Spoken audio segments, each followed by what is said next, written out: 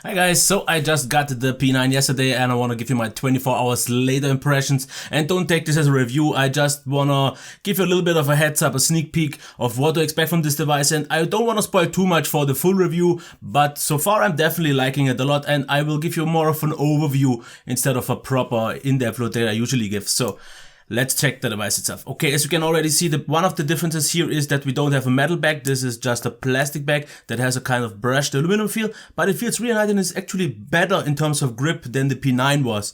And it actually feels almost the same. It feels a little bit bigger because it's about 1.5 to 2 millimeters bigger in every dimension. So a little bit wider, a little bit taller, and like half a meter thicker. But overall, it's still totally fine, and especially for its price of around 280 to 300 euros. It's also really nice and sturdy, very solid because of the metal frame, so this makes a big difference. The plastic back is absolutely no issue. We have the fingerprint reader that works also very well. Not maybe quite as fast on the P9, but still absolutely fine. The camera, I've checked it. I will talk about that in just a few minutes.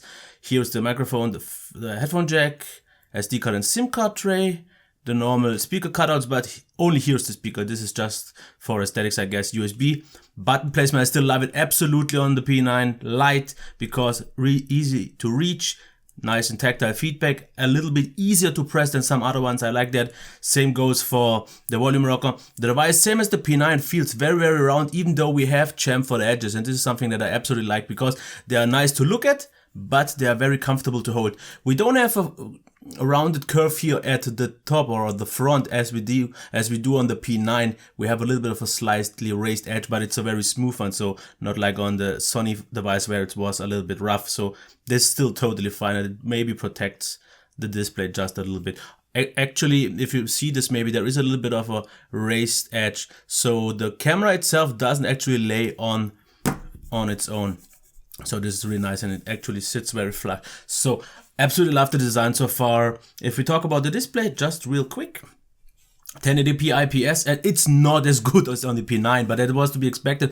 But I have to say, for this price, it does a really nice job because it is sharp, it is vibrant, the calibration is a little bit less saturated, which a few people could actually maybe prefer because it looks a little bit more natural. But due to these own over-saturated phones these days, they always have a vivid mode or something like that. I think this one does a totally fine job. It could seem at first that it's not that saturated, but it's really nice and pleasantly because everything seems very right in my opinion. And if you talk about the sound here, I have to show this off because just real quick, I was impressed because I liked it already on the P9.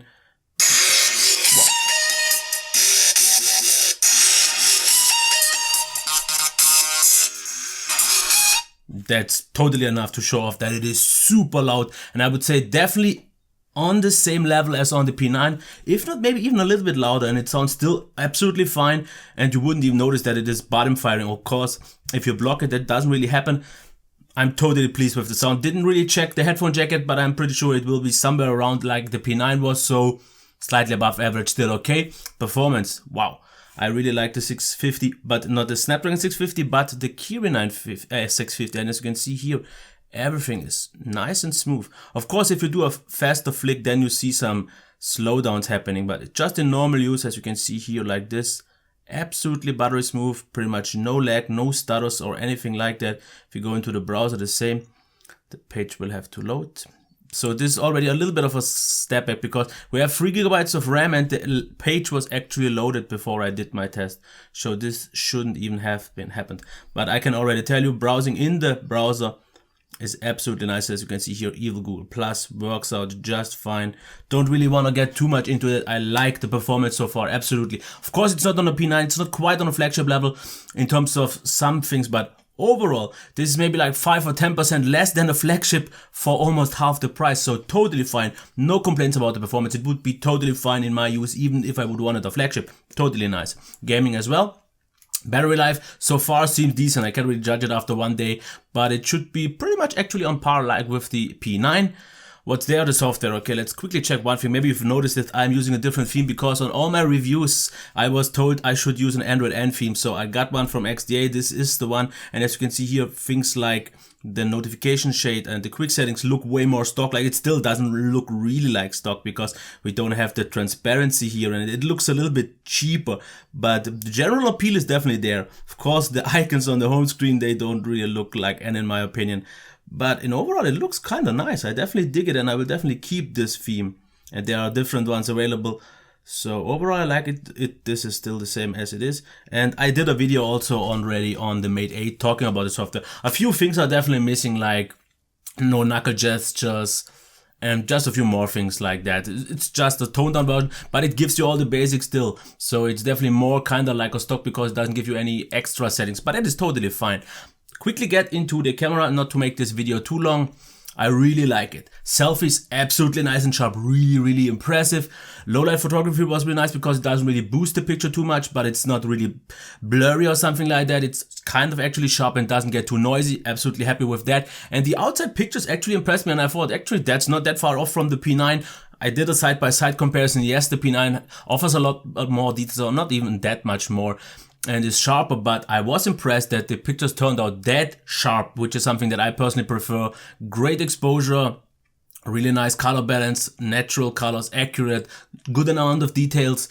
And the video actually didn't even suck, which I will talk about then later in the review. It still doesn't have any autofocus, but it was performing better than usually from an Huawei device. So to cut this short, not to make it too long, because this is not supposed to be the review. And if you see this video like maybe once it's out for a week or two, definitely check the info card or description for the full review. But so far, for about 280 euros, this is definitely, I think, the one to go for, because we have a fingerprint reader, the build quality is top notch, it feels really great in terms of design, the display is absolutely really nice, especially for this price point. It could be even used in a flagship without any problems.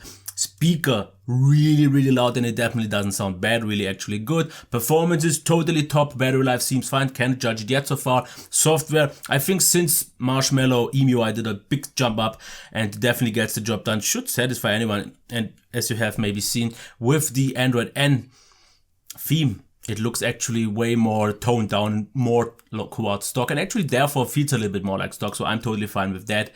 And camera, actually surprised. I expected to say, if you want the flagship, go for the flagship, but if you want this, you get a lot of the P9 features and qualities, but you will lose on the camera quality, which actually isn't even that much of a thing, because the pictures are a little bit away from the P9, but it costs almost double that, and for that difference in terms of price, I think the camera is more than legit, absolutely fine. So my first impressions are definitely very impressed by it. I like it a lot, absolutely fine. So watch out for the full review in about a week or so, maybe a little bit longer, but so far, thumbs up from me. But again, my opinion could change. A few things could maybe come up, and then I won't think so much about that, even though I don't think that will be the case in this. Usually it's the other way around. If I have some things to nag about, they could get away. But usually if I like everything already, I don't think it will be the negative things. So watch out for the full review, check the description, anything else. And this was it. I hope you have a nice day. If you want to subscribe and give it a like, then do that. I wish you a nice day. Bye.